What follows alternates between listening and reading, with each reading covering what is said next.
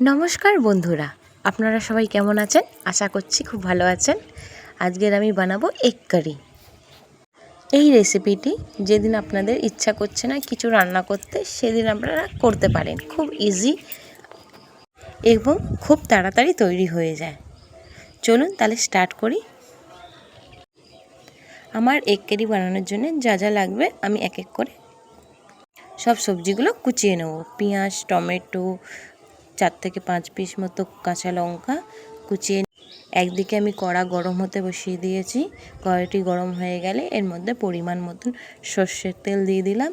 তেলটি গরম হবার পরে কুচানো রাখা কাঁচা লঙ্কাটি আমি তেলের মধ্যে দিয়ে দিয়েছি।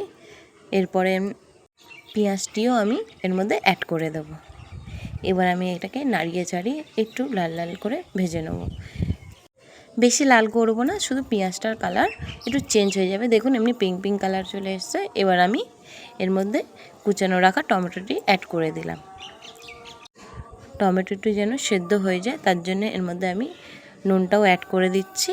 দিয়ে আমি এটাকে ঢাকা দিয়ে রেখে দেবো। আমি ঢাকা দিয়েই টমেটোটি সেদ্ধ করে নিচ্ছি। আমার টমেটোটি সেদ্ধ হয়ে এসছে। এর মধ্যে এবার আমি 1 চামচ আদা রসুনের পেস্ট দিয়ে দিলাম।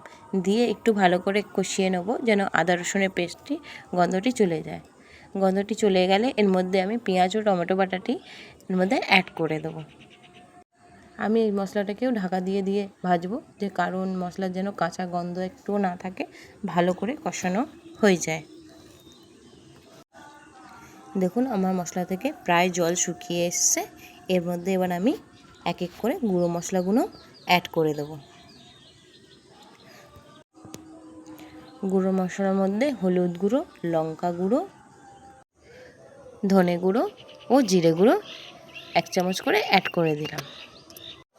দিয়ে এবার মশলাটাকে ভালো করে কষিয়ে নেব। আমি সামান্য পরিমাণে জলও দিয়ে দিয়েছিলাম যেন মশলা পুড়ে না যায়।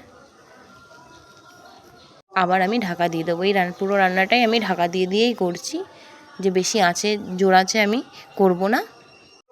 হালকা আঁচেই ঢাকাটা দিয়ে কষিয়ে নেব। আমার মশলাটি কষানো হয়ে গেছে। এর মধ্যে এবার আমি পরিমাণ মতো জল দিয়ে দিলাম। দিয়ে আমি গরম মশলাটা এখনই অ্যাড করে দিচ্ছি, কারণ তরকারিটা পরে নাড়ানো যাবে না। আমার গ্রেভিটি ফুটে এসছে। এবার আমি এক এক করে কাঁচা ডিম ওর মধ্যে ফাটিয়ে দিয়ে দেবো। আমি 4টে ডিম দিয়েছি, আপনারা নিজের হিসাবে ডিমটি অ্যাড করে নেবেন। আমি এক এক করে সব ডিমগুলোই ওর মধ্যে ফাটিয়ে দিয়ে দিলাম। এবার আমি এটিকে ঢাকা দিয়ে দেবো। ঢাকা দিয়ে সেদ্ধ হতে দেবো। দেখুন আমাদের তরকারিটা প্রায় হয়ে এসছে। আমি একটু দেখে নেব নিচে লেগে যায়নি তো। না, একদম পারফেক্ট আছে। এর উপর থেকে আমি কুচনো রাখা ধনেপাতা অ্যাড করে দেবো। আমার এগ কারি রেডি হয়ে এসছে। আপনি এটাকে পরোটা, রুটি যে কোনো কিছুর সাথে সার্ভ করতে পারেন। আপনাদের যদি এই রেসিপিটি ভালো লেগে থাকে তাহলে আমার চ্যানেলটিকে লাইক, সাবস্ক্রাইব ও কমেন্ট করে দেবেন।